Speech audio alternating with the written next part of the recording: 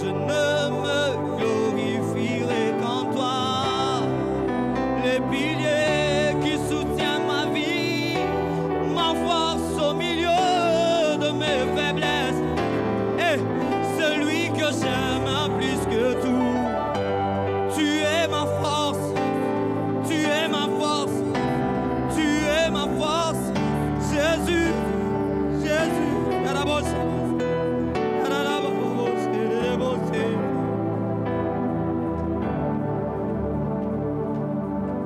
Je ne me glorifierai qu'en toi, les piliers qui soutiennent ma vie, ma force au milieu de mes faiblesses, celui que j'aime plus que tout. Plusieurs fois tu m'as protégé et m'as épargné du danger, que puis-je donner en retour? Oh, que ferais-je sans toi? Merci Jésus. Merci Seigneur. Merci Seigneur. Merci Seigneur. Père, nous voulons ce soir, une fois de plus, te dire merci. Merci pour le don de vie. Merci pour l'être. Merci pour le mouvement. Merci pour les choses que tu nous as données par ta grâce. Merci pour le Saint-Esprit. Merci pour la gloire. Merci pour la vie éternelle. Merci pour la parole que tu nous as donnée. Merci de nous avoir fait connaître le seul nom qui existe. Merci de nous avoir introduits dans l'intimité du Père. Merci Seigneur de faire de nous un peuple saint, une race élue, un sacerdoce royal, un peuple acquis par le prix du sang pour annoncer les perfections de Dieu, les vertus de Dieu. Merci car ta divine puissance nous a donné tout ce qui contribue à la vie et à la piété par Christ Jésus. Merci parce qu'à cause de toi, nous qui autrefois étions étrangers, ennemis de Dieu, nous sommes devenus son peuple, ses enfants, et bien plus, nous sommes devenus des fils, des héritiers de Dieu, des co-héritiers avec Christ. Quel privilège! Quel privilège! Seigneur, cela dépasse notre entendement. Ça correspond aux choses que Salomon disait autrefois. Ce sont des choses qui sont au-dessus de ma portée. Ça nous dépasse, tellement elles sont grandes. C'est pourquoi nous voulons apprécier l'œuvre de la croix. Nous voulons apprécier l'amour qui a été démontré. Nous voulons apprécier la grâce qui a été manifestée. Nous sommes ici non par mérite, mais parce que quelqu'un nous a aimés, et il nous a aimés très bien. Il nous a aimés le premier. Nous voulons acclamer le Seigneur qui nous aime d'un amour incommensurable. Seigneur, reçois ces acclamations. C'est un acte de reconnaissance et de foi. Nous ne savons rien te donner. Nous voulons simplement t'acclamer pour te dire merci. Merci de nous parler encore ce soir. Merci de nous faire du bien. Au nom de Jésus, Amen. Shalom frères et sœurs. Que le nom du Seigneur soit béni. Est-ce qu'on peut se saluer fraternellement? Tu peux demander de ces nouvelles. Comment tu vas mon frère? Comment tu vas ma soeur? Comment a été la journée? Je te donne quelques minutes. Je vais casser un peu la routine. Parle-lui. Tu peux te déplacer. 5, 3, 10 personnes, 20 personnes. Tu ne te déplaces pas, je ne sais pas pourquoi. Tu peux voir le voisin de gauche, le voisin de droite. C'est lui qui est derrière.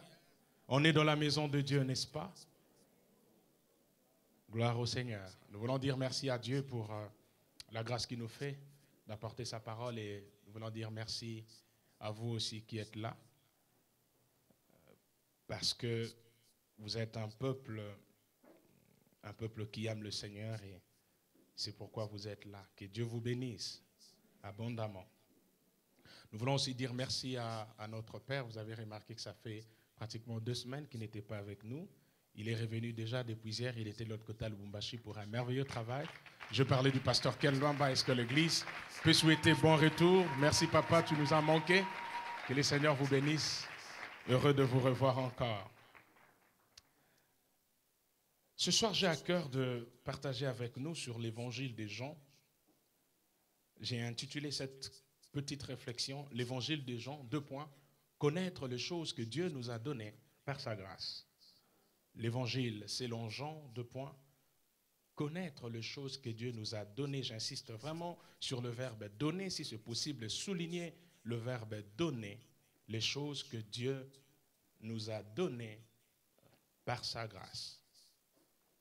Alors, ça sera difficile pour moi de faire l'étude systématique de l'évangile de Jean. Je vais simplement m'arrêter sur certaines vérités, je vais faire avec vous certains constats. Et puis, nous allons essayer de voir si nous avons le temps. Certaines choses importantes pour la foi, certaines choses à savoir. Ces choses que Dieu nous a données par sa grâce.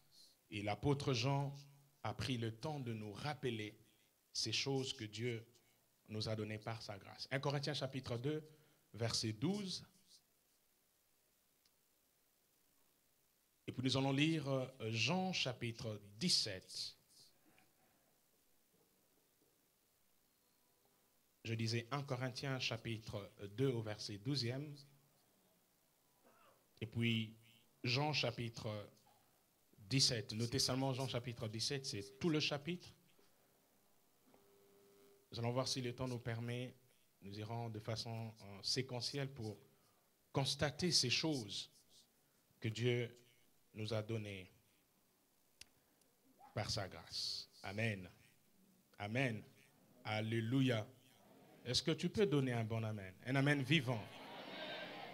Ça, c'est un amen à moitié vivant. J'ai demandé un amen vivant. Un amen de quelqu'un qui croit en Dieu et qui croit que Dieu est tout capable dans sa vie. Amen. Qu'il en soit ainsi. Je vais lire 1 Corinthiens chapitre 2, verset 12. La Bible dit ceci. Or nous n'avons pas reçu l'esprit du monde, mais l'esprit qui vient de Dieu. Pourquoi alors? Afin de connaître les choses, dans certaines versions on dit les bienfaits, les choses que Dieu nous a données par sa grâce. Amen. Cette phrase m'a beaucoup plu. Connaître les choses que Dieu nous a données par sa grâce. Beaucoup de gens n'ont pas accès aux privilèges que Dieu a mis en place pour eux.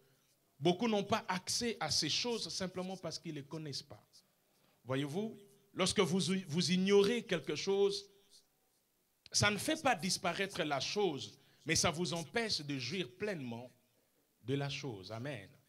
Une chose disponible, mais ignorée, n'a aucun effet sur vous. Imaginez un peu que vous soyez héritier, nommé dans un héritage, et que quelque part dans la ville, il existe un bien à votre nom. Vous pouvez passer des années et des années en étant locataire, sans savoir qu'il existe un bien qui vous a été légué. Votre ignorance n'échange pas le bien, mais ça vous prive du droit des jouissances. Ma prière ce soir, c'est que quelqu'un soit au courant des choses que Dieu a prévues pour lui. Que quelqu'un jouisse pleinement des privilèges qui sont les siens par la grâce de Dieu. Mais avant d'arriver à cela, j'aimerais quand même dire un certain nombre de choses sur l'évangile des Jean. Déjà, j'aimerais d'entrée vous dire que le verbe donner, c'est le verbe clé dans l'évangile des Jean.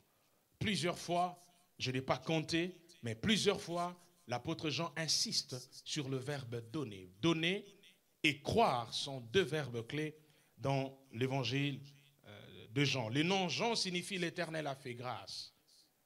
C'est un homme qui a bien compris la grâce de Dieu.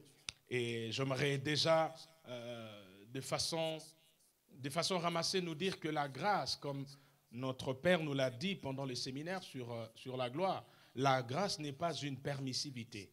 je suis contre cette philosophie qui enseigne la grâce extrême. Au nom de la grâce, nous devons faire tout ce que nous voulons. Frères et sœurs, la grâce n'est pas une permission au péché, mais une connaissance de l'œuvre qui a été accomplie pour vous.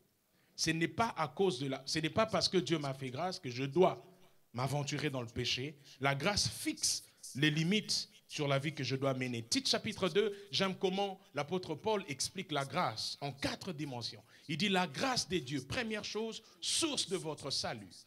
Amen. La première chose qu'il faut connaître sur la grâce, c'est que c'est la grâce qui nous sauve. Nous sommes tous sauvés par la grâce. Mais il ne s'arrête pas là. Au-delà de la dimension salvatrice de la grâce, il dit cette grâce qui vous a sauvé a été personnifiée, a été manifestée. Ça, c'est une belle vérité. Ça nous montre que la grâce dans la Bible n'est pas une idée. La grâce est devenue une personne. Et cette personne qui a amené la grâce, c'est Christ.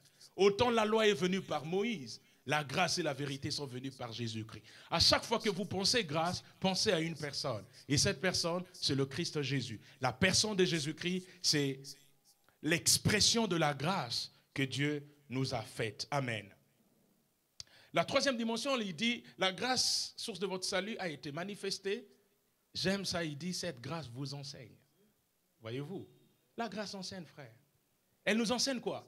À renoncer aux œuvres mortes et à vivre une vie pieuse en respectant les préceptes de Dieu. Ce n'est pas moi qui le dis, c'est Paul qui le dit. La grâce qui t'a sauvé, la grâce qui s'est manifestée, c'est aussi la grâce qui enseigne. Qu'il y ait des gens qui n'aiment pas être enseignés. Je crois en une grâce équilibrée. Je crois en une grâce qui me fait avancer, mais qui m'interdit aussi de faire certaines choses. La grâce doit nous amener à renoncer. Amen. J'aime bien les instructions, j'aime bien les enseignements. Parce que vous voyez, les livres de Josué, c'est un livre de Josué. Israël entre en possession de sa promesse. Josué, c'est la saison où la promesse devient concrète. Parce que dans le livre de Josué, Israël enfin foule la terre promise. Dans le livre de Josué, les choses que le Père avait vues, Josué amène le peuple à expérimenter ces choses-là. Un peu comme j'aime le dire, quand Dieu visite Abraham, dans Genèse 12 ou 15, je crois, il lui dit, lève les yeux et regarde le pays que tu vois, qu'est-ce que je ferai? Je te le donnerai. Le pays que tu vois. Abraham, c'est le père de la nation juive. Son exercice, c'est de lever les yeux et de voir. Mais quand Dieu vient voir Josué, un fils, il ne lui parle plus en termes de voir. Il lui dit, tout lieu que foulera la plante de tes pieds, je te le donne. C'est la même promesse, seulement 2 saisons différentes. Les pères ont vu, mais les fils doivent posséder ce que les pères ont vu. Je prie Dieu qu'un Josué se lève. Nous sommes la génération de Josué. Ce que les pères ont vu, nous sommes appelés à les vivre. Ce que les pères ont connu, ont prophétisé, nous sommes la génération qui doit posséder. Mais remarquez avec moi qu'avant que Josué n'arrive, il y a 5 livres. 5 livres que Dieu amène. Genèse, Exode, Lévitique, Nombre et Deutéronome. Comment on appelle ces livres? Pentateuque. Pentateuque signifie quoi? Voilà, c'est la Torah, c'est l'enseignement. Le mot Torah signifie enseignement ou encore instruction. Cela veut dire ceci, avant que Josué, la saison de la possession n'arrive, il faut qu'il y ait au moins 5 livres qui nous enseignent comment gérer la promesse et la bénédiction que Dieu va donner plus tard. Sans les 5 livres, on ne peut pas gérer et connaître le Dieu qu'on sert dans la terre promise. Avant que Dieu ne nous amène dans la terre promise, il nous donne 5 livres de la loi pour nous instruire. C'est pourquoi je crois, toute bénédiction qui arrive sur ta vie, mais que Dieu n'a pas préparé par des enseignements, risque de te tuer. Avant que Dieu n'amène la possession, il instruit. J'aime ce qu'il dit. Je t'instruirai. Je te montrerai la voie que tu dois suivre. Frères et sœurs, aimez l'instruction. Et à chaque fois que Dieu vous instruit, sachez qu'une bénédiction est en train d'arriver. À chaque fois que Dieu vous fait asseoir, sachez qu'il est en train de distribuer quelque chose pour vous. Amen. À part le fait que la grâce enseigne, la dernière chose, il dit, cette grâce qui a été manifestée, cette grâce qui vous enseigne, a été manifestée par Christ, qui nous a rachetés de la vieille nature. C'est la dimension rédemptrice de la grâce de Dieu. Donc, je crois que les choses que Dieu nous a données par sa grâce ne sont pas là pour nous détruire, ne sont pas là pour nous emmener dans une vie de jouissance extrême. Non, bien au contraire, ces choses doivent nous pousser à la reconnaissance, à l'humilité et aussi aux actions de grâce.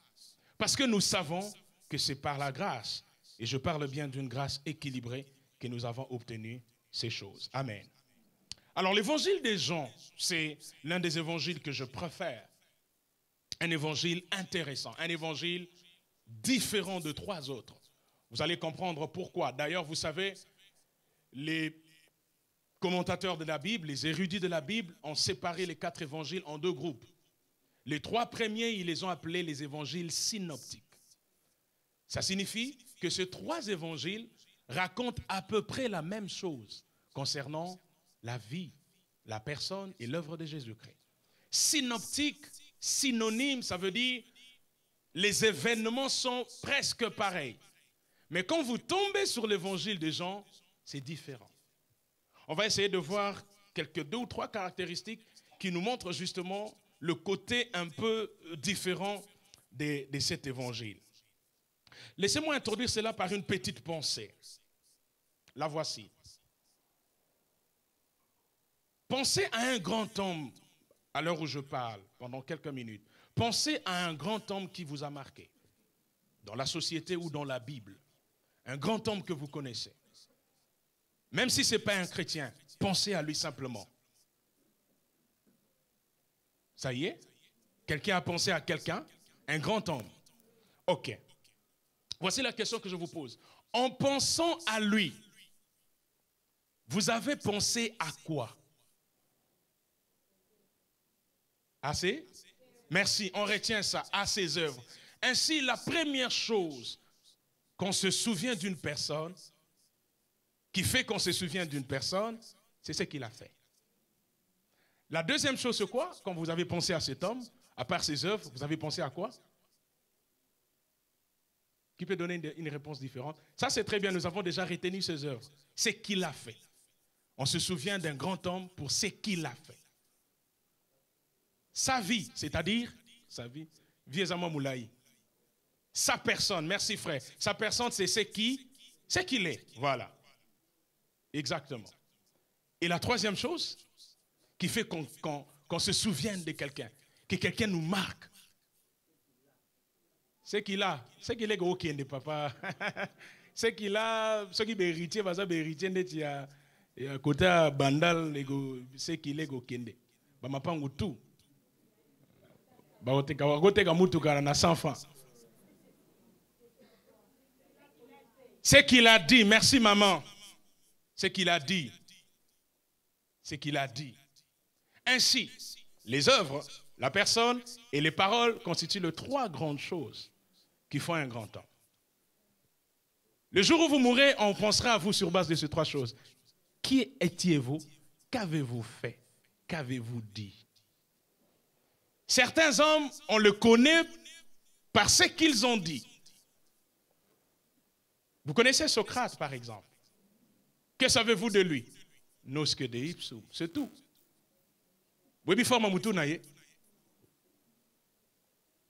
Si vous posez un petit enfant, connaissez-vous David? Il ne vous dira pas que David, en hébreu, signifie bien-aimé.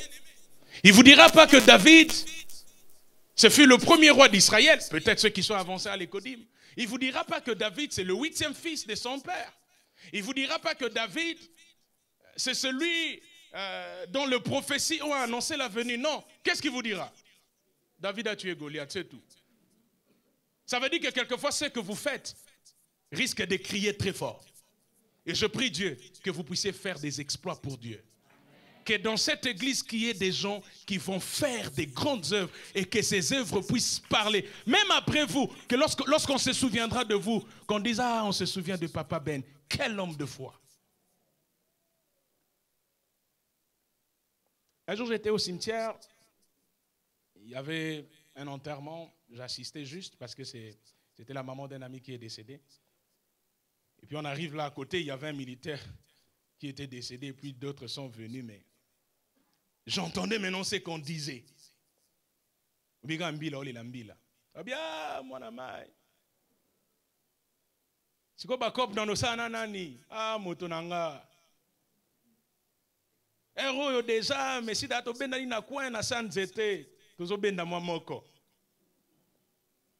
C'est tout ce qu'il a en souvenir. Et du coup, sans connaître cette personne, vous avez une idée de qui il était. Ne soyez pas comme ça.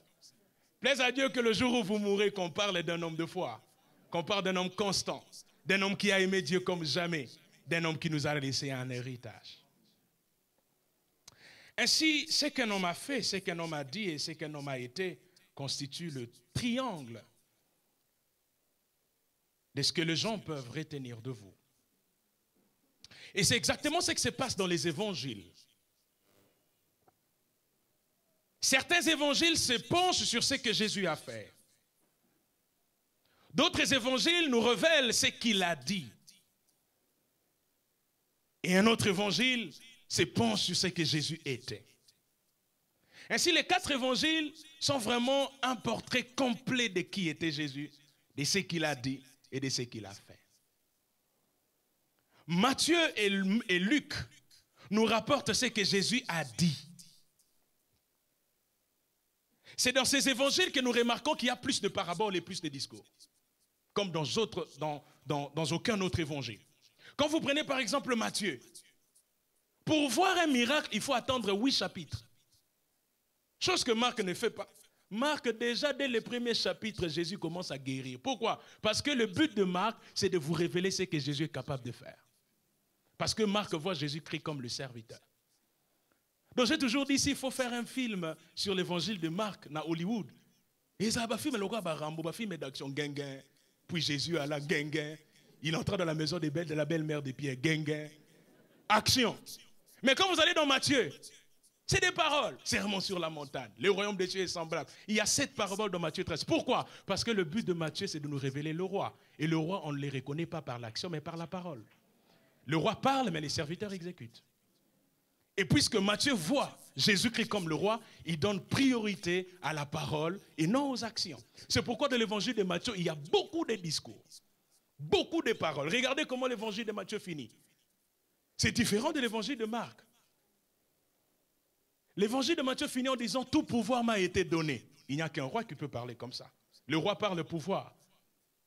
Si vous avez l'évangile de Marc, guinguin, voici les miracles qui accompagneront ceux qui auront cru. Donc Marc, il n'a pas le temps de parole. Lui, c'est qui mon amène, comme nous les Bakongo on dit. Otier, omoni. Je prie Dieu que l'évangile de Marc soit la part de quelqu'un. Mais avant Marc, il faut Matthieu. Il faut être assis sur la parole pour savoir ce qu'on va faire. Ainsi, Marc et Luc nous rapportent ce que Jésus a dit. Et dans l'évangile de Luc, nous voyons aussi le côté humain de Jésus. Nous voyons les paroles abondées. Vous allez voir par exemple que Matthieu et Luc prennent le temps de nous raconter comment Jésus est né. La généalogie. Seul Matthieu et Luc le font. Marc n'a pas le temps parce qu'on n'a pas besoin de connaître les serviteurs. Papa Nazanani, famille Nabangwezande, tout ce qu'on veut, c'est qu'il agisse. Donc Matthieu, Marc et Jean ne parlent pas de parabole, de généalogie de Jésus. Marc, je comprends parce qu'il voit Jésus comme le serviteur. Jean, oui, parce qu'il voit Jésus comme Dieu. Et Dieu n'a pas besoin de généalogie. Regardez comment Jean commence. Alors que Matthieu prend le temps de nous raconter la généalogie de Jésus, fils de David, fils d'Abraham. Abraham engendra, Isaac engendra. Au commencement était la parole était avec Dieu, la parole était Dieu. Ça c'est Jean. Pourquoi? Parce que dans la vision de Jean, il ne voit pas ce que Jésus a dit, ni ce qu'il a fait, il voit ce qu'il est, le Dieu de toute éternité. Et c'est en cela que l'évangile de Jean est spécial, parce que l'évangile de Jean se concentre sur la personne éternelle de Jésus. N'eût été l'évangile de Jean, on ne saurait pas que Jésus est Dieu. J'aime beaucoup ce que Matthieu, Luc font. C'est louable. Matthieu, quand il veut expliquer la généalogie de Jésus-Christ, il remonte jusqu'à Abraham. Il dit généalogie de Jésus-Christ, fils de David, fils d'Abraham. Et il va jusqu'à Abraham. Pourquoi? Parce que Abraham, c'est lui, le père de la nation juive. Mais quand Luc parle de la généalogie de Jésus-Christ, il recule plus loin. Il ne voit plus la nation juive, il voit le côté humain, si bien que dans Luc, la généalogie va jusqu'à Adam, parce qu'Adam c'est le premier homme.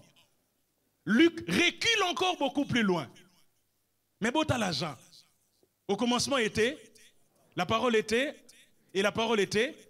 Jean n'est plus dans les origines humaines, il remonte jusqu'à l'éternité. Il nous montre ce que Jésus-Christ était avant que le monde ne soit, le Dieu éternel. Frères et sœurs, ceux qui te connaissent mal. Ils te connaissent comme étant fils d'eux. Ils sont dans une généalogie humaine. Mais il existe quelqu'un qui te connaît mieux, qui peut remonter jusque dans le sein du Père et situer ta vie. C'est pourquoi je crois que personne ne peut te bloquer. Non, never. Personne ne peut arrêter ta progression. Parce que tous ceux qui agissent sous le ciel agissent en fonction des informations qu'ils ont. Il y en a un qui a l'information supérieure. Il sait que tu n'es pas que le fils de ton père, tu es le fils de Dieu et tu viens de l'éternité. Frères et sœurs, la destinée, ce n'est pas aller vers l'inconnu. Où ma destinée? Ma destinée, ce n'est pas aller vers l'inconnu. C'est retourner d'où on vient. Dieu dit à Adam, tu es poussière. Tu retourneras dans là. C'est ça la destinée. On retourne toujours d'où on vient. Pour nous, c'est une progression, mais pour Dieu, c'est un recul. Nous rentrons vers les choses qui ont été établies avant le commencement du monde. C'est pourquoi, frères et sœurs, ne combattez jamais quelqu'un par qui Dieu commence à manifester des choses dans le temps. Parce que tout ce qui commence dans le temps est une affaire que Dieu a terminée dans l'éternité. Dis-moi un bon amen, je vais avancer. Beaucoup de gens qui te voient commencer des choses, commencer une entreprise, commencer un ministère, ils pensent que ça a commencé le jour où Dieu t'a appelé. Faux. Ça a commencé bien avant que tu ne naisses dans le ventre de ta mère. Avant que tu ne sois là, Dieu t'avait consacré. Le ministère, tu ne l'as pas reçu le jour où on t'a consacré à l'église. Non, c'est bien avant. L'église n'a fait que constater. Même nous tous, nous sommes en retard par rapport à ce que Dieu a manifesté dans ta vie. Est-ce que je parle à quelqu'un? L'évangile de Jean, je disais donc, c'est un évangile différent. Différent parce que c'est l'évangile qui considère Jésus-Christ dans ce qu'il est, dans sa personne. Et quand j'ai essayé de lire la Bible, j'ai remarqué qu'à chaque fois que la Bible nous présente 4 éléments, qu'il s'agisse des éléments qui n'ont rien à voir avec la foi, mais lorsqu'il y a 4 éléments que la Bible nous présente, j'ai remarqué que le 4e est toujours différent. On va faire ce petit exercice. Quand le roi jette Shadrach, Meshach, Abednego dans la fournaise, ils sont au nombre de combien? Ils sont 3. Mais quand le roi regarde, il voit combien de personnes? Et qu'est-ce qu'il dit sur le 4e? Il est différent. Il dit, on a jeté 3 hommes. Ces 3 hommes, ils sont identiques. Mais le 4e, il est différent parce qu'il n'a pas le visage d'un fils d'homme. Il a le visage, la face du Fils de Dieu. C'est ce qui se passe. Lorsqu'un 4e arrive, le 4e est toujours différent. Et le Nouveau Testament le fait comprendre. Jésus dit là où 2 ou 3 sont réunis en mon nom, je suis le 4e au milieu d'eux. C'est ce que ça veut dire. Parce que le 4e vient apporter la différence. Or, j'aimerais dire à quelqu'un, tu n'es pas seul. Le 4e est avec toi.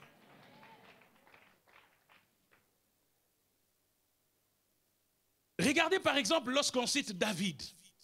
Normalement, David est le 8e fils de son père. Mais lorsqu'on arrive dans le contexte de guerre, Goliath menace Israël. Il n'y a personne qui peut faire la différence. Personne, même le roi Saül, tout le monde. Pris de panique. Personne ne peut se lever pour défier Goliath. Qui arrive pour défier Goliath? Par qui Dieu donne la délivrance à Israël? Et remarquez avec moi qu'on cite les noms des fils d'Isaïe. Normalement, il est 8e. Mais sur le champ de bataille, il devient 4e. On cite Eliab, Aminadab, Shama. Les 3 fils aînés de Saül qui étaient dans la guerre. Et le 4e à venir, c'est David. Et c'est par le 4e que Dieu accorde la délivrance.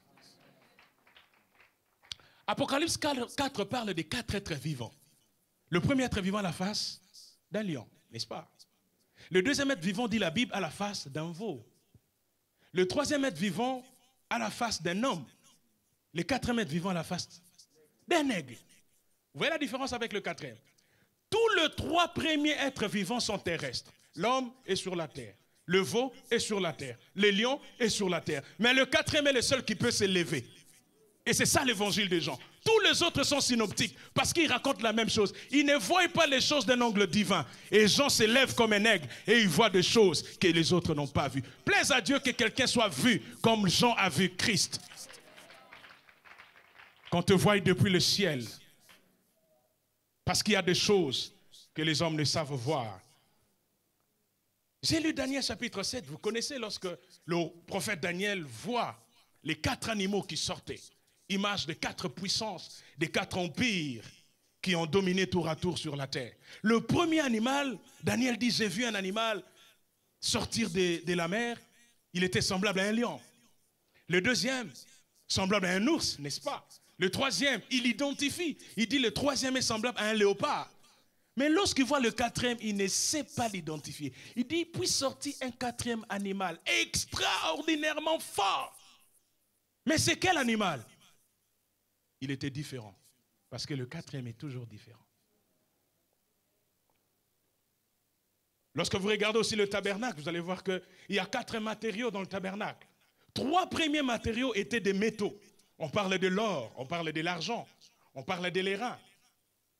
Mais il y a un 4e qui n'était pas un métal, c'est le bois, qui a recouvert.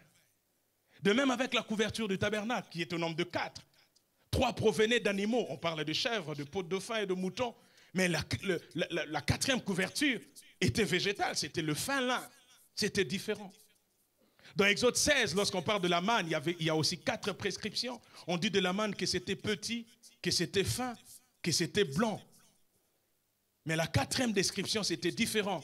Ça n'a rien à voir avec la forme, ça a à voir avec le goût. On dit, puis, cette chose avait le goût d'un gâteau au miel. Et parce que l'évangile de Jean, le 4e évangile est différent, je crois il faut voir ce qui fait que l'évangile de Jean soit différent des autres. J'ai remarqué 4 petites différences que j'aimerais nous demander de noter. Les choses qui font que l'évangile de Jean soit un peu différent des autres évangiles.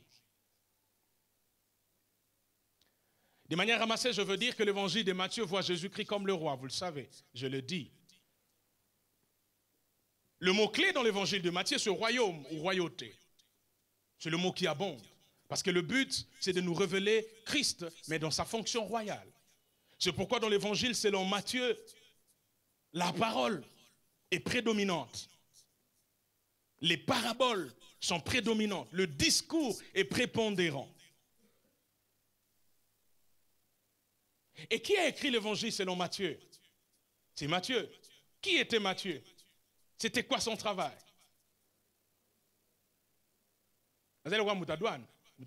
C'était un collecteur d'impôts. Ça veut dire il travaillait pour le bénéfice de Rome, de l'empereur.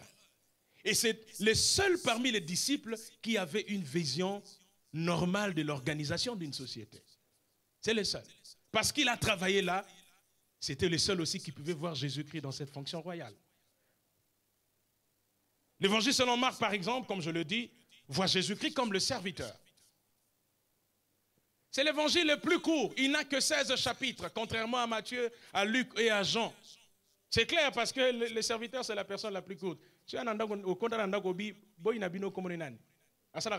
n'a pas besoin de beaucoup de détails sur le serviteur. Son travail, son rôle, c'est le service. Et Marc voit Jésus-Christ comme ça. Plus court des évangiles. Il n'y a pas beaucoup de détails. Il n'y a pas de généalogie. Il n'y a pas l'aspect relationnel de Marc est presque inexistant. Tout ce que Marc met en exergue, c'est l'action, c'est l'efficacité. C'est pourquoi le mot-clé dans l'évangile de Marc, c'est aussitôt. Aussitôt pour marquer la promptitude, l'action, aussitôt. Aussitôt.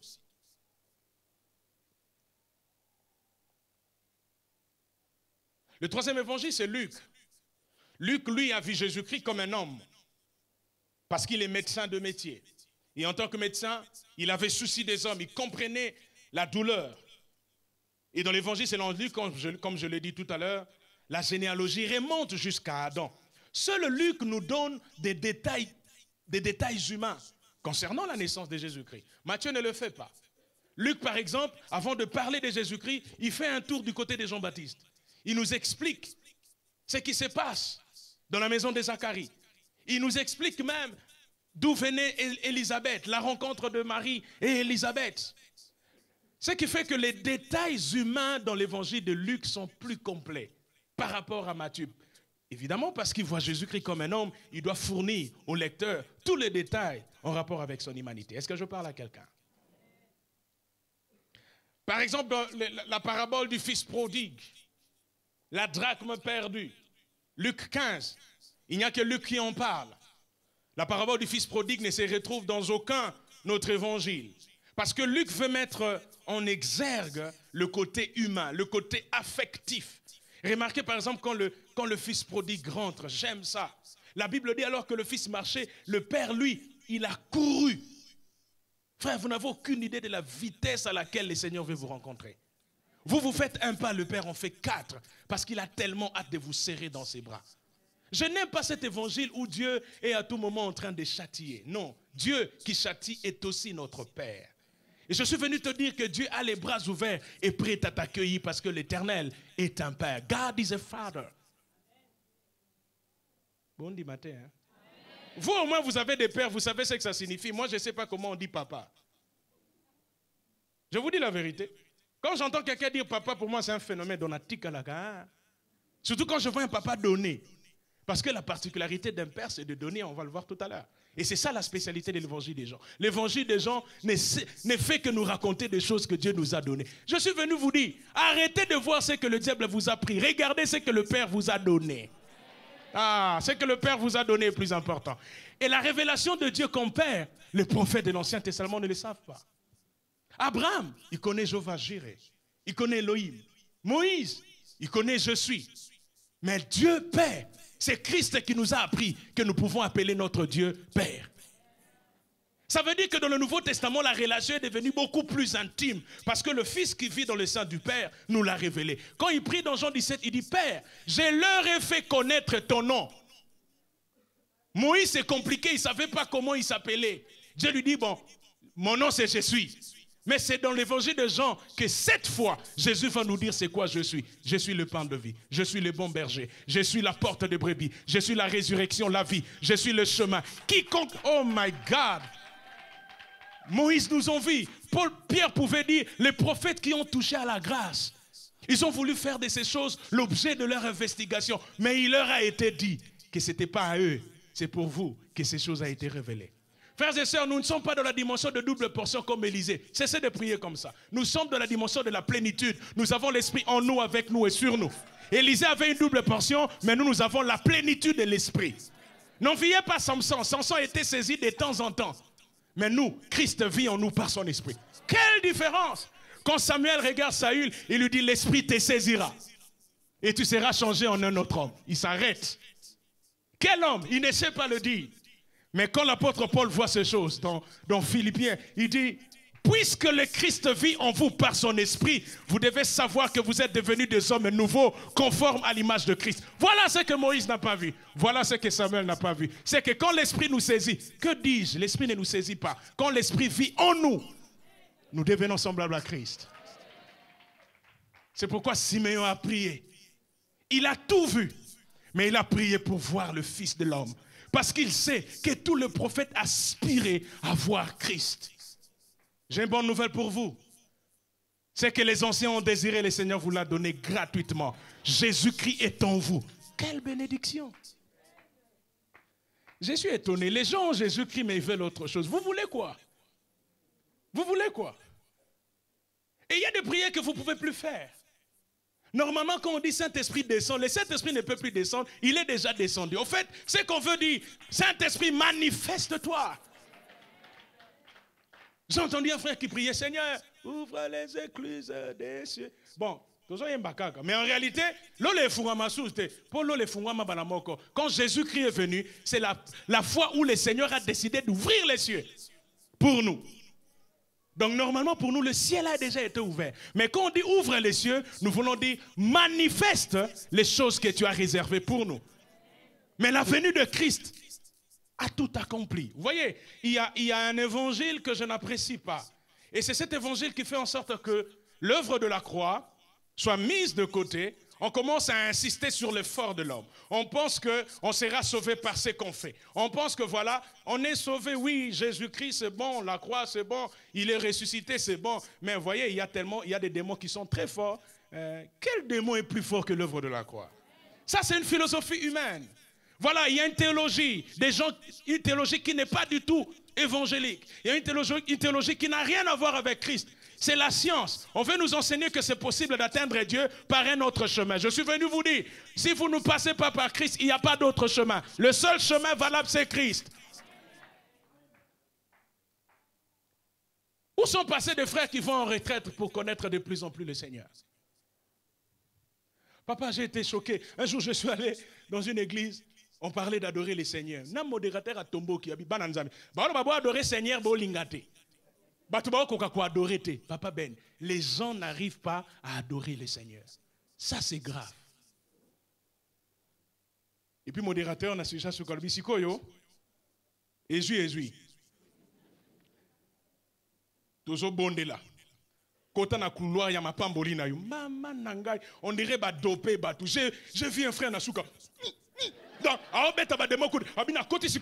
Na récupéré au démon à kangi maternité na récupéré na feinté démon ningani coup de tête. Frère, même quand l'apôtre Paul a parlé des armes spirituelles, il n'y a pas de coup de tête. Moussou sasongi simobi na chargé obi na zokota siko na fungoli ba tiroir esika ba bana nangeza esika ba promotion koto eza ba visa na fungoli yango natali na bando bindisa nazo na bwaki ndobo bam bam bam bam. My God. Les gens sont comme ça. Faut mon abattu. Quand vous voyez quelqu'un excité comme ça, il ne connaît pas. On prie en ayant l'autorité. Quelqu'un qui a l'autorité, même quand il dit au nom de Jésus, des choses se font. Au fait, ce n'est pas ce que tu dis, c'est ce que tu es. Les fils de Séva ont dit au nom de Jésus. Les démons disent on connaît Jésus. On connaît aussi Paul. Et vous, à chaque fois qu'on dit au nom de Jésus, ce n'est pas un problème. Le démon est prêt de partir. Mais il va se retourner. Mais qui me chasse? Un jour, quelqu'un est venu chez nous à la maison. Monsieur, il me dit oui. Vous êtes qui? Il me dit, toi, tu es qui? Maintenant, la sentinelle vient dire, papa, na robeta yo, hein? Oh, hey, pardon. Respect, Koti. Ce n'est pas ce que je dis, c'est ce que je suis. Frère, certaines situations vont vous obéir à cause de ce que vous êtes devant Dieu. Pas à cause de ce que vous dites. Même quand tu dis au nom de Jésus, ceux qui finissent à bien, de moi au qui matin. Même quand tu dis au nom de Jésus 1000 fois, attends, continue à couloir, au bêti bas coup de tête, aussi bandob au boaki. Il y a un monde à liba les yeux. Pourquoi? Parce que ce que tu dis contredit ce que tu es. Bananzam, alléluia. Alors, on pense que voilà, le Christ ne nous suffit pas. Il nous faut autre chose. Je suis venu vous dire, connaître Dieu comme Père, c'est l'une des plus grandes bénédictions.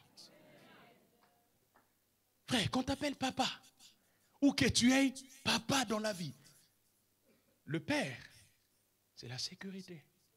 Un père est capable de donner sa vie pour son fils. Un jour, on était à l'hôpital avec mon premier fils qui était malade. C'était même avant que son frère ne vienne au monde. Vers 22h, je dormais tranquillement. Et puis ma femme me réveille et me dit, mais chérie, je pense que moi, nous avons bien été. Il était presque 22h, 23h. J'avais un pyjama. Ok, problème problème la santé de l'enfant. J'ai passé la nuit en Galiema dans la voiture. Et le matin, j'ai dit waouh. Donc la première fois, on a allé à l'hôpital pour moi. Donc j'avais l'impression d'être plus malade que lui. Frère, vous n'avez aucune idée de comment Dieu est préoccupé par votre situation. Ce qui vous arrive, vous pensez que ça n'atteint pas Dieu. C'est quoi cet évangile où on nous prêche un Dieu qui est indifférent? Nous sommes ses enfants. Tout ce qui nous arrive le préoccupe. Et je suis venu vous dire, il est décidé de vous donner. Oh Dieu. J'aime la prière de Matthieu 7,7. Ça dit quoi? Ce sont les trois aspects de la prière qu'on ne connaît peut-être pas ou qu'on néglige. Il dit demander, chercher, frapper. En d'autres termes, dans ces trois demandes, le Seigneur prend trois fonctions différentes. Où il s'identifie de trois manières différentes. Parce que quelque part, il dit, quel est le Père à qui l'on demande du pain, il donnera. En d'autres termes, le Père est celui qui donne aux enfants qui demandent. Notre Père qui est aux cieux, que ton nom soit, donne-nous. On demande au Père. Mais il dit, ne vous arrêtez pas à demander, vous devez évoluer. Cherchez, non, frappez, on vous ouvrira. Vous connaissez la parabole de cet homme qui avait reçu de la visite, qui n'avait pas de pain. Il est allé frapper dans la maison de qui? Frère, on ne frappe que dans la maison d'un ami. Et Dieu, il est Père, mais il dit cherchez, parce qu'il est comme ami, il est prêt à accepter. À n'importe quelle heure vous pouvez venir, cherchez chez lui, il va vous donner. Il est Père, mais aussi ami. Et enfin, il dit cherchez. Cherchez. Qu'est-ce qu'il dit lui-même à propos de chercher? Matthieu 6. Cherchez premièrement. Voilà, lorsqu'on parle de chercher, le contexte est le contexte d'un tribunal où on veut que justice soit faite. Et en troisième lieu, il devient notre juge. Il veut dire, je suis votre Père, je veux vous donner si vous demandez. Je suis votre ami. À n'importe quel moment, si vous frappez, je vous accorderai. Mais je suis aussi votre juge. Si vous avez besoin de justice, je vous l'accorderai. Je prie Dieu ce soir, quelqu'un qui a une affaire, que le juste juge rentre et tranche en sa faveur.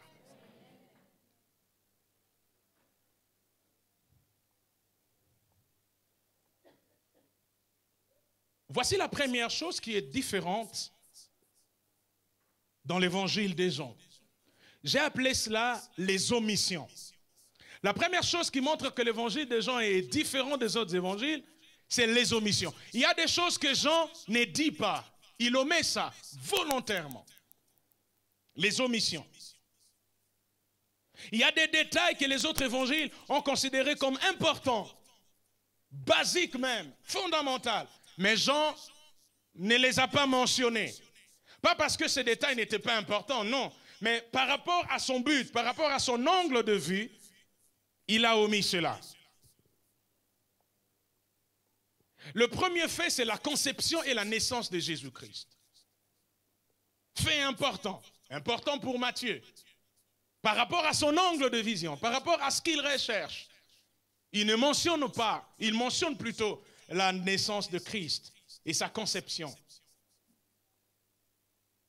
Jean ne le fait pas. Pourquoi? Parce que le but de Jean, c'est de nous présenter les dieux. Nous présenter Jésus-Christ comme Dieu. Et Dieu n'a pas besoin de naissance.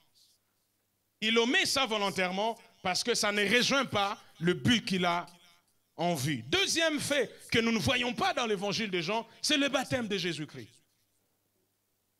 Le baptême de Jésus-Christ. Fait important. Mais parce que le but de Jean, c'est de nous révéler le Messie, le Christ. Il ne mentionne pas le baptême. Il omet cela. Troisième fait, c'est la tentation de Jésus-Christ. Ça n'existe pas dans l'évangile des Jean. Matthieu en parle. Matthieu 4 nous parle de la tentation de Christ. Pour nous montrer au fait que Christ avait un côté humain, parfaitement humain. Il était full, pleinement homme, pleinement Dieu aussi. Mais Jean ne mentionne pas la tentation. Il omet cela.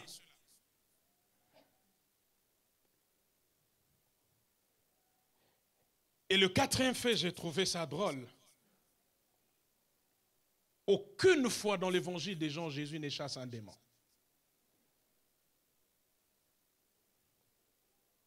Peut-être que je me suis trompé. Allez vérifier. Sinon, on va corriger ça prochainement. Mais moi, j'ai essayé de lire. Je n'ai pas vu de fois où Jésus chasse un démon dans l'évangile des gens. Parce qu'il est Dieu. Il a une autorité supérieure. Je prie que toi, comme on a une dimension, nous sommes pour ça qu'on chasse des démons, des démons, des moni bisoka, des kimi. Tant qu'on au fond, comme nous, moutou ma beza. Et comme, hé, Papa Ben. Akimi. Est-ce que c'est possible d'atteindre ça? Oui, quand on a Dieu, on fait peur. Avez-vous déjà vu article Kimi, une mouche, un mouche. Mouche gaga. Une, hein? La mouche, hein? Pour un moustique. Les Français, c'est ça bizarre. Une boutique, mais un moustique. Ah! Bon. Avez-vous déjà vu une mouche? Une mouche s'est posée sur une plaque chauffante. En tout cas, il faut à la mouche spirituelle. Une plaque qui chauffe, une mouche va venir. Pourquoi il fuit? Frère, lorsque vous êtes rempli du feu de l'esprit, les démons fuient. Quand ils vous voient, ils fuient. Vous n'avez même plus le temps de commencer à chasser. Je prie que cette autorité revienne à l'église. Il y aura des moments où on va les chasser, mais il y aura des moments où notre présence va chasser des démons sans qu'on ait à faire des exercices. Ah, je prie que Dieu établisse quelqu'un dans sa famille.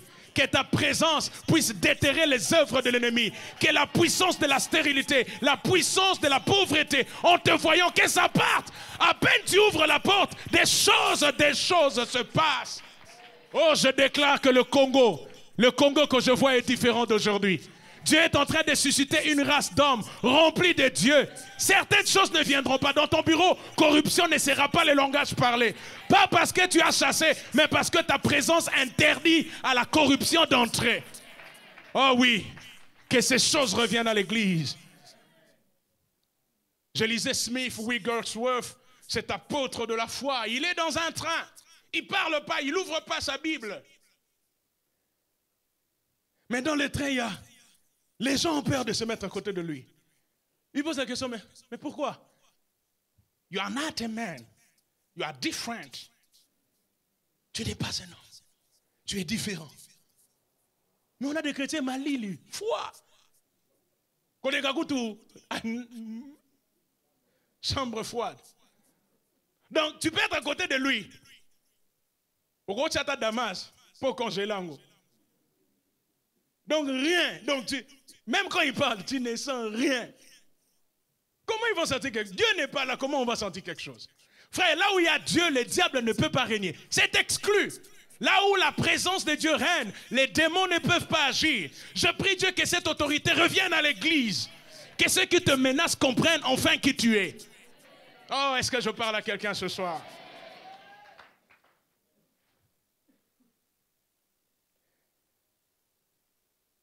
Un jour, on a acheté un petit chat. Parce qu'à la maison, là où j'ai grandi à Bandal, il y avait, vous savez, il y a des souris et des lapins. C'est-à-dire, beaucoup d'abord, pas 18 heures. Et puis, ils ne se gênent pas. Donc, l'équipe est là, mais pourquoi c'est quoi cette histoire? Et Colin n'a pas dit ça, comment on lit un diplôme, n'a pas bulletin. Ça nuit. Mais ma grand-mère a ramené un petit chat. Ouf! Qu'est-ce qu'on était content. La présence du chat, on dirait qu'ils sentent l'odeur. La présence du chat a automatiquement chassé les souris. Frère, si vous avez un chat qui devient ami aux souris, il y a un chat à la maison, mais le souris continue à défiler, c'est qu'il y a compliqué. Alors il y a des chrétiens comme ça, ce sont des chats, mais les souris blaguent avec eux. Ouais. Tu es sans effet. Ah, retrouve ton autorité, ta position en Christ.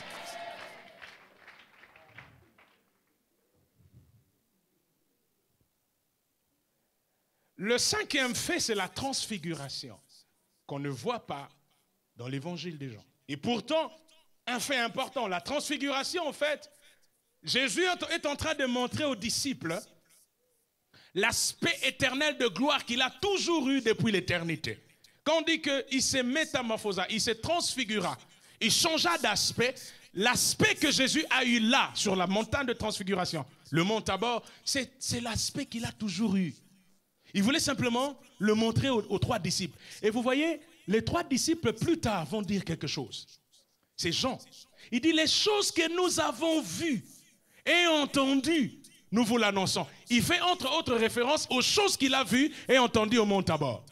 Vous comprenez que vivre dans l'intimité du Père peut te donner une longueur d'avance. Quand ils descendent, Jésus leur dit, les choses que vous avez vues, n'en parlez pas encore. Il marchait avec Thomas, il marchait avec Jacques et les autres apôtres. Ils savaient des choses que personne ne savait. Ça, c'est l'avantage d'être intime au Seigneur. Quand tu es intime au Seigneur, tu as une longueur d'avance sur ceux de ta génération. Tu sais des choses que les autres ne savent pas. On peut être tous ici, mais quelqu'un est déjà en 2021. Quelqu'un est déjà en 2030. Quelqu'un connaît déjà la couleur de ce que ce pays sera dans les 10 prochaines années. Vous le voyez être calme, vous le voyez être serein. Vous vous dites, mais il n'a rien, mais pourquoi il est serein? Au fait, il est serein pas à cause de ce qu'il a, c'est à cause de ce qu'il sait. La 6e chose, c'est le dernier repas qu'on appelle la Pâque, qui a inauguré la Pâque, la Sainte Seine. Le dernier repas, on ne le voit pas dans l'évangile de Jean. Il y a aussi la prière que Jésus a faite à Gethsémani, où sa sueur se transforme en sang. On voit passer dans l'évangile de Jean. Parce que le but, c'est de nous montrer le Messie, le Christ.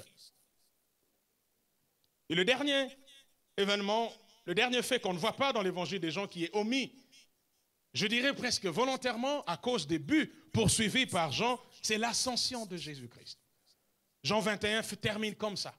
Contrairement aux autres évangiles où on voit Jésus-Christ monter, souffler sur les disciples, partir en gloire. Dans l'évangile des gens, il n'y a pas le fait de l'omission. Alors, outre ces omissions, il y a une autre chose que l'apôtre Jean fait dans son évangile, c'est que chez Jean, les miracles sont appelés signes. Les miracles sont qualifiés de signes. J'aime ça. Il y a trois mots grecs à la racine du mot miracle. Le premier mot, c'est séméon. Séméon signifie signe. Et c'est dans ça que Jean est. Il voit le miracle de Jésus comme un signe. Le deuxième mot, c'est thératas. Thératas, c'est ce qui a donné acte étonnant. Ce sont des actes extraordinaires qui dépassent l'entendement humain. Quand on parle de miracle, on voit toujours quelque chose d'extraordinaire, quelque chose de surnaturel. Thératas. Et le troisième mot qui a donné miracle, c'est dunamis. C'est le même mot qui a donné dynamite, puissance. Le miracle est un acte de puissance. C'est pourquoi même, lorsque vous lisez les dons spirituels, le don de miracle est classé parmi les dons de puissance. Amen. Un signe indique toujours qu'il y a quelque chose de plus important qui arrive. C'est ça le but d'un signe. Le signe n'est pas le message, non. Le signe apparaît pour vous dire que beaucoup plus tard, beaucoup plus loin, il y a quelque chose qui va arriver. C'est un peu comme lorsque vous allez... Moi, je vais souvent au Bas-Congo. Quand vous allez, par exemple, vous arrivez à Luila, ou encore à Sonabata, ou encore à Kisantu. Vous voyez, il y a toujours des signes, des panneaux signalisateurs. On vous dit, Matadi, 230 km. Vous arrivez un peu plus loin, vous arrivez en Banzangung, on vous dit, Matadi, par exemple, 145 km. Vous arrivez à Kimpesa, on vous dit, Matadi, 100 km. Au fait, les panneaux de signalisation veulent vous dire, votre destination est encore loin, mais ça existe. Le panneau signalisateur vous dit simplement que vous êtes sur la bonne voie. Très bientôt, vous allez atteindre votre destination. C'est ça le but d'un signe. Quand vous voyez un signe, c'est là déjà. Les signes ne trompent pas. Et surtout si ça vient de Dieu. Les signes est une preuve que quelque chose va arriver. C'est pourquoi les hommes spirituels n'attendent pas la saison. Ils sont très attentifs aux signes, car ils savent que la manifestation d'un signe, la saison va arriver. Jésus le fait autrement. Il dit, regardez le figuier. Lorsque vous voyez que ces feuilles deviennent tendres, vous savez que l'été est proche. L'été, c'est quoi? C'est la saison. Mais comment on sait que l'été est proche? Par le signe du figuier. Donc les hommes spirituels ne regardent pas à l'été, la saison, mais ils regardent au figuier, le signe qui annonce la saison. C'est pourquoi ce que je vois sur toi me rassure que tu es dans une bonne saison. Pasteur, comment tu le sais? Est-ce que tu vois cette saison? Oui. Comment tu le vois? Les signes que tu manifestes. Comment on sait qu'une femme va accoucher? Quand on voit la femme commencer à faire ces choses-là, oh, vieux, c'est pas la mon amai. Riga nazo ya kalamingite. Alors quelqu'un sent des malaises en lui, il ne comprend pas. Mais je suis venu te dire ce qui se passe là, c'est un signe. Ça annonce simplement que tu es sur le point de saisir une saison. Les hommes spirituels sont attentifs aux signes avant la saison. C'est pourquoi j'aime beaucoup Jean-Baptiste et Jésus-Christ. Ces deux petits enfants, quand ils étaient encore petits, ils font quelque chose. N'est-ce pas, papa Gustave? Quand Élisabeth va rendre visite à Marie, Élisabeth salue Marie. On n'est pas encore dans la saison de visitation. On ne voit encore rien. Mais la Bible dit, Élisabeth dit à Marie, quand je t'ai salué, l'enfant de dos de moi a fait quoi? Frère, est-ce que vous savez que Jean-Baptiste est un peu comme l'image de...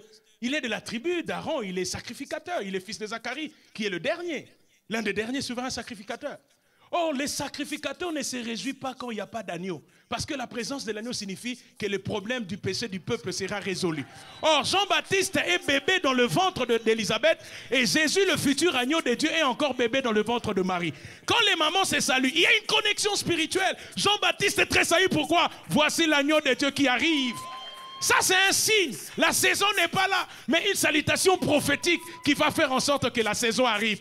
Ah, je suis venu dire à quelqu'un, CP là, même si tu ne vois pas encore la saison, mais il y a des salutations prophétiques. Quand tu rencontres des gens, on te salue avec respect. Tu dis, mais qu'est-ce qu'ils voient en moi? Tu ne vois rien, mais il y a une salutation qui annonce une saison dans laquelle Dieu veut t'introduire. Si tu crois que c'est toi, dis 3 fois Amen. Je prie que Philadelphie, mon église, accède à cette saison. Les signes sont là. Les signes sont là. On le voit quand on a des séminaires comme Ichabod. Quand on voit la foule qui vient ici, on se dit, Seigneur, les gens ne sont plus assoiffés de miracles seulement. Les gens ne courent pas seulement après des prophéties. Ils courent pour écouter la crainte de Dieu. Ils courent pour écouter l'abandon au péché. There is a sign. Ça annonce que bientôt le réveil arrive. Ça annonce que bientôt cette église va être restaurée. Et plus jamais dans l'église, on parlera des choses comme ce qui se fait aujourd'hui. Le signe. Le signe. Et Jean, il appelle ces miracles signes. Et ce qui m'a beaucoup réjoui, c'est le premier signe que Jean donne. Ou si vous voulez, le premier miracle dans Jean. C'est Jean 2, n'est-ce pas? Qu'est-ce qui se passe aux noces de Canaan? Il change l'eau en vin, n'est-ce pas? Ça, c'est à la surface. À la surface, on voit un miracle. Mais parce que c'est un signe dans l'entendement des gens, ça veut dire que ce miracle annonce quelque chose qui va arriver. Alors, qu'est-ce que ce miracle annonce? Ma question, c'est pourquoi ce premier miracle a lieu dans un mariage? Frère, pour un premier miracle, j'aurais voulu que ce soit la résurrection des morts. Un premier miracle, il faut que ce soit quelque chose de spectaculaire. Mais le premier miracle de Jésus-Christ, disons-le comme ça, ne sauve qu'un mariage. Les premiers bénéficiaires de ce miracle, c'est un couple. Waouh! Parce que le premier problème est venu dans un couple. Adam et Ève. Jésus ne peut pas aller plus loin sans réparer là où le problème a commencé. Le premier couple a bu le venin du péché. Et quand il vient, il commence le ministère dans un couple. L'eau changée en vin. Ça veut dire, nous entrons dans une autre dimension. Le vin, c'est toujours l'image de l'esprit. Il veut dire, vous entrez dans une dimension de l'esprit, où les choses ne seront plus charnelles. Parce que l'eau changeant en vin nous montre la dispensation de l'église, de l'esprit. C'est ça, la nouvelle donne, la nouvelle chose que Dieu voulait faire. Fini la loi. C'est le temps de la grâce par l'Esprit de Dieu.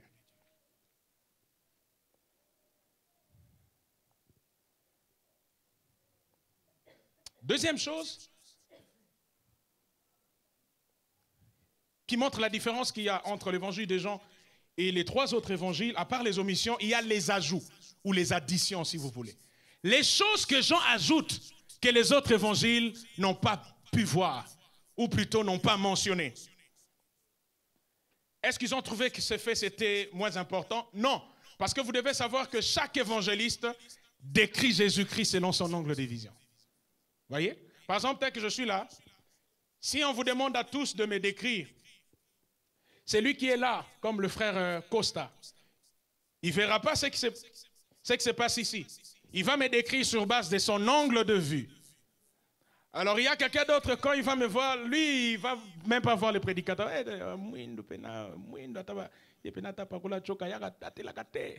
Lui, il voit mon teint. Vous voyez? Quelqu'un d'autre, quand il me regarde, il voit la montre que j'ai mis. Ça dépend de l'angle de vision. C'est exactement comme ça. Matthieu, Luc, Jean et Marc, chacun a vu Jésus-Christ sur base de son angle de vision. Ce n'est pas que Matthieu a eu une révélation supérieure. Non. Matthieu a vu un aspect de Christ comme roi. Marc a complété un autre aspect. Luc a complété un autre aspect. Et Jean aussi a complété un autre aspect. C'est un peu comme un jour un professeur pose la question aux étudiants. Que peut-on faire pour obtenir 1? Bon, je suis le professeur, vous êtes mes élèves. Chers élèves, que peut-on faire pour obtenir 1? Papa dit quoi? Papa, on divise les nombres par lui-même. Donc 2 divisé par 2, 3 divisé par 3, 0,3 divisé par 0,3, c'est? Est-ce qu'il a dit faux? Qu'est-ce que lui, il a vu? La division. Qui d'autre peut me dire ce qu'il peut faire pour avoir 1? 2 moins 1. Papa Gustave a quel quota soustraction? Est-ce que c'est que papa Gustave a dit à annuler ce qu'il a vu? C'est une autre opération qui vient compléter. Mais moi, je peux aussi dire pour avoir 1, il faut faire 0 plus 1.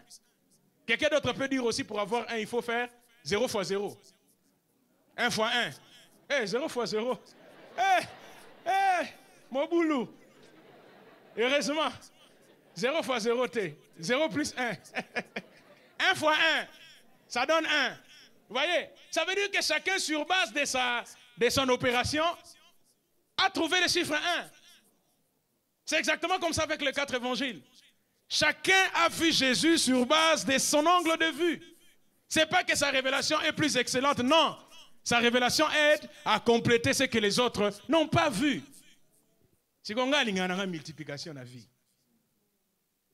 Tant que nous avons une soustraction, nous avons une division. Mais les 4 opérations mathématiques sont importantes. C'est exactement ce qui se passe ici. Chacun a décrit Christ selon son angle de vue. Alors, quelles sont les choses que Jean a ajoutées?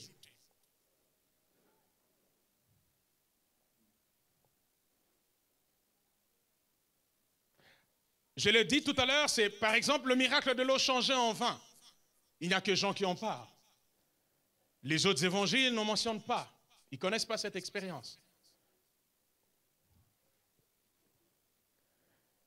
Deuxième chose que Jean ajoute, c'est le paralytique de Bethesda qui a été guéri après 38 ans. Seul Jean parle de ce miracle. Les autres n'en parlent pas.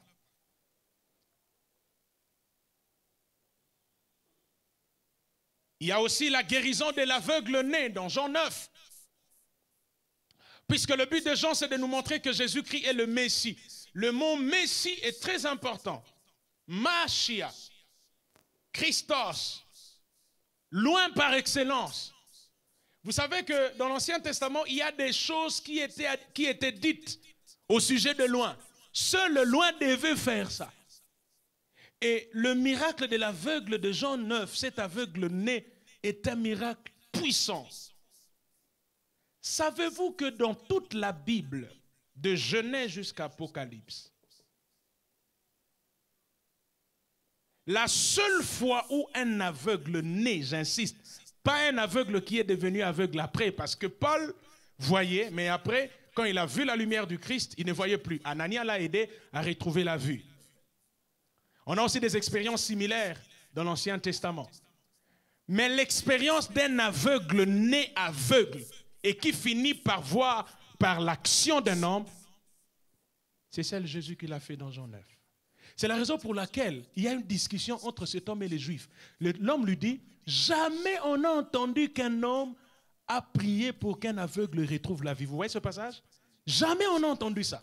Et les Juifs savent que ce miracle-là prouve que Jésus est le Messie, car dans le cahier des charges du Messie, dans le programme du Messie, il y a le fait que l'Esprit du Seigneur doit être sur lui. Il doit publier une année de grâce du Seigneur. Il doit libérer le captif. Attention, amener les aveugles au recouvrement de la vie. Et quand on voit ce miracle dans Jean 9, on est soit dans deux tendances. Première tendance, c'est que c'est vraiment lui le Messie promis par Isaïe. Et deuxième tendance, quand on est pharisien, c'est un faux miracle. C'est pourquoi il pose la question avec Tala. Dis la vérité. Qu'est-ce qu'il a fait? L'aveugle même s'efface. Il dit, vous voulez devenir ses disciples? Je vous ai déjà dit. Il dit, nous on est les disciples de Moïse. On les chasse. Et puis ils viennent encore le voir. Rends gloire à Dieu. Nous savons que cet homme est pécheur. Il dit, bon, s'il est pécheur, je ne sais pas. Je sais une chose. Hier, j'étais aveugle. Mais aujourd'hui, je vois. C'est pas les gars ratés. Ils appellent les parents. Dites-nous un peu, est-ce que vraiment il est né aveugle? Parce que ça les dépasse, ils savent que ça c'est une preuve que c'est lui le Messie qu'on attendait. Et puis quand il vient, il dit, bon, dis-nous toi-même, tu penses qu'il est qui? Il dit, je pense que c'est un prophète, il évolue. D'abord il a commencé, l'homme qu'on appelle Jésus. Ensuite, le prophète, il avance, le Messie. Et un peu plus tard, quand Jésus le retrouve, il dit, crois-tu au Fils de l'homme? Il dit, qui est-il pour que je croie en lui? Il dit, je le suis, et il adora. Les Juifs n'adorent pas un homme.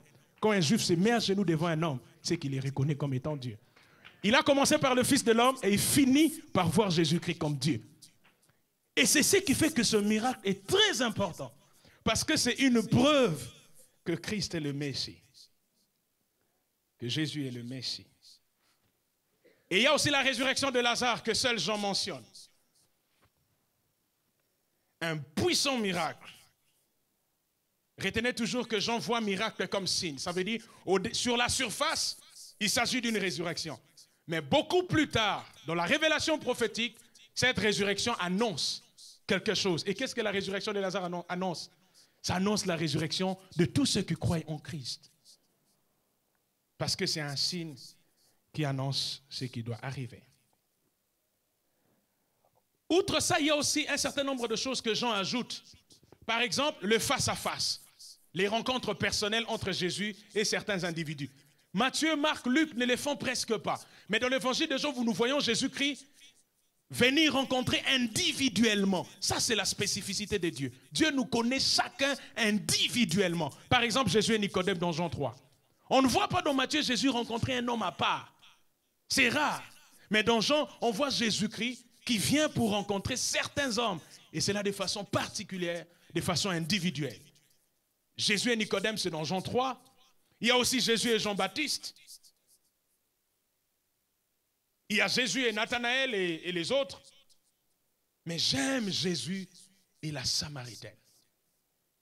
Jésus prend même le soin de chasser les disciples pour aller acheter des vivres. Ce qui veut dire toute la discussion entre Jésus et la femme samaritaine. Les disciples juifs n'ont pas écouté. Quand ils sont revenus, ils ont vu autre chose. Mais ce qui s'est passé, ils n'ont pas vu. Quelle histoire de la grâce. Quand Jésus est en train de traiter avec l'Église, Israël, les frères biologiques de Jésus, sont un peu mis de côté. C'est un rejet temporaire et non définitif. Définitif, parce que Israël reste le peuple de Dieu. Et nous voyons cette grande déclaration de Jésus-Christ, je l'ai dit tout à l'heure, je suis. Nous le voyons dans l'évangile des Jean. Ça, c'est une nouveauté. C'est quelque chose que Jean ajoute, qu'on ne voit pas dans les autres évangiles. Par exemple, je suis le pain de vie, la lumière du monde. Je suis la porte. Je suis le bon berger. Le pain de vie, la lumière du monde. Les 7 je suis. Je suis le pain de vie, je suis la lumière du monde. Je suis la porte. Je suis le bon berger. Je suis la résurrection et la vie. Je suis le chemin, la vérité et la vie. Enfin, je suis le vrai cep. Ça, c'est Jean 15.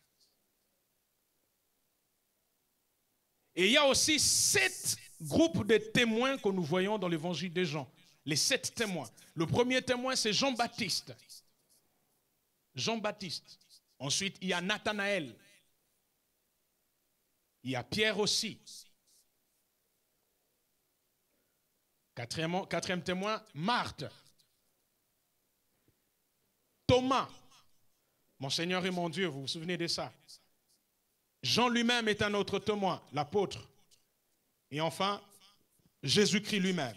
Jean-Baptiste, Nathanaël, Pierre, Marthe, Thomas, Jean et Jésus-Christ lui-même. C'est les 7 témoins que nous voyons dans l'évangile de Jean. Or, nous savons, ça c'est la Bible qui nous dit, le témoignage pour être valable doit être donné par au moins 2 ou 3 personnes. Mais ici, on a dépassé largement le quota pour montrer que le témoignage de la messianité de Jésus est réel. Tous les 3 ont témoigné du fait que Jésus est Dieu. Laissez-moi finir ces deux dernières choses qui montrent la différence entre l'évangile des Jean et les autres. La troisième chose, la première différence, je dis, c'était les omissions. La deuxième différence qu'on voit, c'est les ajouts, les additions. Et la troisième différence, c'est le but que poursuit l'évangile des Jean. C'est quoi le but de l'évangile des Jean? Un petit exercice que je vais vous demander de faire à la maison. Pour découvrir le but d'un livre, faites attention au premier chapitre. Déjà, le premier chapitre peut vous donner une idée de ce que l'auteur veut dire. Et si vous ratez cela dans le premier chapitre, allez vers le dernier chapitre ou l'avant-dernier chapitre. Et généralement, ce sont les premiers ou les derniers versets qui nous montrent le but pour lequel le livre a été écrit. Et c'est exactement ce qui se passe parce que Jean 20, 31 soulignait cela. Jean 20, 31 nous donne le but pour lequel l'évangile des Jean existe. Je veux le lire parce qu'il est très parleur. Le but pour lequel l'évangile des Jean a été écrit. Jean chapitre 20, verset 31. Écoutez ce que dit la Bible. Verset 30. Jésus a encore accompli en présence de ses disciples beaucoup d'autres signes qui ne sont pas écrits dans ce livre. Ok? Écoutez maintenant le verset 31. Mais ces choses ont été écrites afin que vous croyiez que Jésus-Christ est le Messie, virgule, le Fils de Dieu, virgule, et qu'en croyant, vous ayez la vie en son nom. C'est ça le but du livre de Jean. Nous révéler que Jésus est le Messie. Quand on dit Fils de Dieu, on veut dire Dieu. Tout comme quand on dit Fils de l'homme, on veut dire qu'il était homme. Nous révéler que Jésus est le Messie, le Fils de Dieu, ça c'est le plus grand but. Mais il y a un autre but secondaire. C'est que nous devons croire. C'est pourquoi je vous ai dit au début qu'il y a 2 verbes clés, 2 mots clés dans l'évangile des Jean. Le premier mot est attaché à Dieu, c'est donner. Et le deuxième mot est attaché à l'action de l'homme, c'est croire. Dieu donne et l'homme doit croire. On le voit dans beaucoup de textes. Par exemple, le texte le plus éloquent de Jean. Vous le connaissez, Jean chapitre 3, verset? On peut le réciter. Allons-y. Car Dieu a tant aimé le monde qu'il a donné. Qui a donné? C'est Dieu. Et qu'est-ce que l'homme doit faire? Afin que quiconque croit. Voilà, on a les 2 mots réunis. Donner et croire. C'est ça le but de l'évangile de Jean. Dieu a donné et l'homme doit accepter par la foi. Le but pour lequel l'évangile est écrit, c'est pour nous amener à croire que. Et croire en. C'est très important la différence que je veux faire.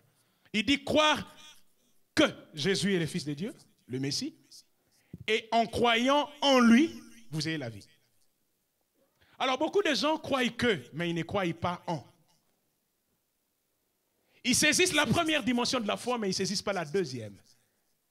La foi est complète lorsque vous croyez que, et vous finissez par croire en. Un exemple simple. Combien croient que j'existe? Frère, si vous ne croyez pas que j'existe, c'est que j'ai commis fantôme. C'est comme compliqué. Combien croient que j'existe? Balancez la main, c'est un exercice spirituel en plus. Waouh, tout le monde croit que j'existe. Ouais. Combien croient en moi? Ah. Oh, c'est quoi comme il camboye, bah penza moi mouké. Oui, bah moi mouké, pasteur Trésor. On peut croire que sans croire en. Croire que c'est une connaissance, c'est une foi historique. On voit les événements. Mais croire en, on est dans la dimension de confiance et des relations personnelles. C'est pourquoi on n'est pas sauvé parce qu'on croit que Jésus est Fils de Dieu. On est sauvé parce qu'on croit en lui. Jean le dit. Car Dieu a tant aimé le monde qu'il a donné son Fils afin que quiconque croit en lui. Voilà, ça c'est la dimension personnelle de la foi. Savoir que Jésus est le Fils de Dieu, ça ne sauvera personne. Mais faire du Fils de Dieu votre sauveur et votre Seigneur personnel, c'est ça qui vous sauvera parce que vous quittez la foi historique vers une foi personnelle. Je suis venu vous dire Cessez seulement de croire que. Vous devez croire en. Ce qui vous sauve, c'est ça. En signifie que vous avez bâti une relation avec le Seigneur. Jésus ne viendra pas chercher des gens qui croient que. Il viendra chercher des gens qui croient en lui. Il dit, lorsque le Fils de l'homme viendra sur la terre, trouvera-t-il la foi en lui? Nous ne sommes pas de ceux qui se retirent pour perdre leur salut, mais de ceux qui se continuent et persévèrent à croire. Mais Dieu prouve son amour envers nous. Lorsque nous étions encore des pécheurs, Christ est mort pour nous. Ça c'est bien. Christ est mort pour nous. Mais on ne peut pas sauver si on s'arrête là. Il est mort pour nous, mais il sauve celui qui croit et qui bâtit une relation personnelle. Je finis avec les 2 mots-clés. C'est la 4e différence. Et puis, Dieu faisant grâce, nous pourrons voir maintenant les choses que Dieu nous a données. Et c'est Jean 17, dans la prière sacerdotale, qui nous révèle. Il y a au moins 5 choses importantes. Et je bénis le Seigneur parce que notre Père nous en a parlé. Il nous a parlé de la gloire. La gloire que tu m'as donnée. C'est l'une des choses que le Seigneur nous a données. Mais je vais finir aujourd'hui par les 2 mots-clés. Le premier mot-clé, vous l'avez compris, c'est le mot donner. Et le deuxième mot-clé, c'est le mot croire. Le but de Jean, c'est de nous montrer combien le Père nous a donné. Il nous a donné. Et nous devons simplement croire. Dieu donne, mais l'homme doit recevoir ce que Dieu donne par la foi. Et partout dans l'évangile de Jean, le verbe donner existe. Prenez par exemple Jean chapitre 1, verset 12. On va les lire rapidement et puis finir. Jean chapitre 1. Je prends le verset 5. La lumière brille dans les ténèbres et les ténèbres ne l'ont point reçue. Autrement, la lumière a été donnée, mais les ténèbres ne l'ont point reçue. Verset 10.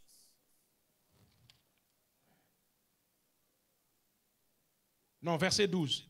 Mais à tous ceux qui l'ont reçu, à ceux qui croient, vous voyez encore les en, Jean fait toujours la différence entre croire que et croire en. Quand on dit croire que, on est en train de nous pousser vers ce que j'appelle la foi historique. Mais quand on dit croire en, on nous pousse vers la foi personnelle. Une expérience, une relation personnelle. Croire en lui. Elle a fait quoi? Elle a donné.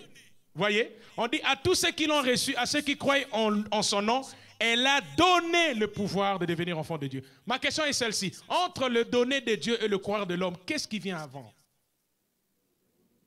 Merci. Très intelligent. 10 sur 10. Oui. Notre foi vient après ce que Dieu a fait. Dieu a donné. Et quand je crois, je ne fais qu'attirer les choses que Dieu a déjà données. Ne pensez pas que Dieu vous donnera Dieu a déjà donné.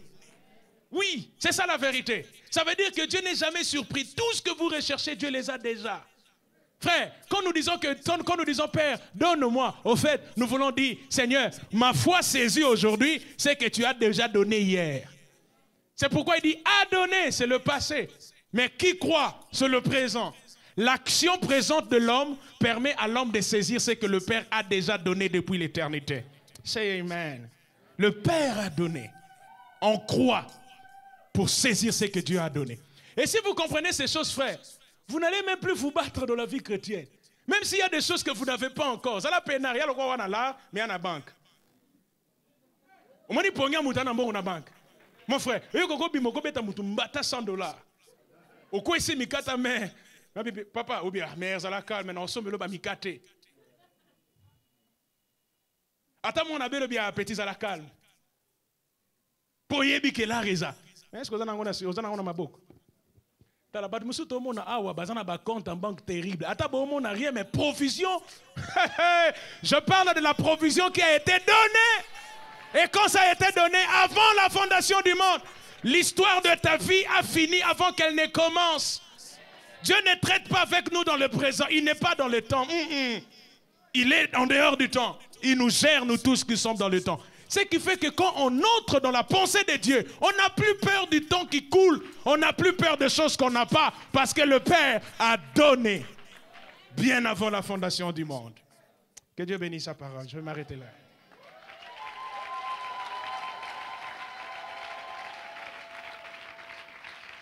Lèvons-nous. Je ne sais pas comment tu vas prier, mais moi j'ai à cœur qu'on commence à bénir le Seigneur pour ces choses. J'ai envie de dire, Seigneur, merci parce que tu es tellement intelligent que tu nous as dévancés.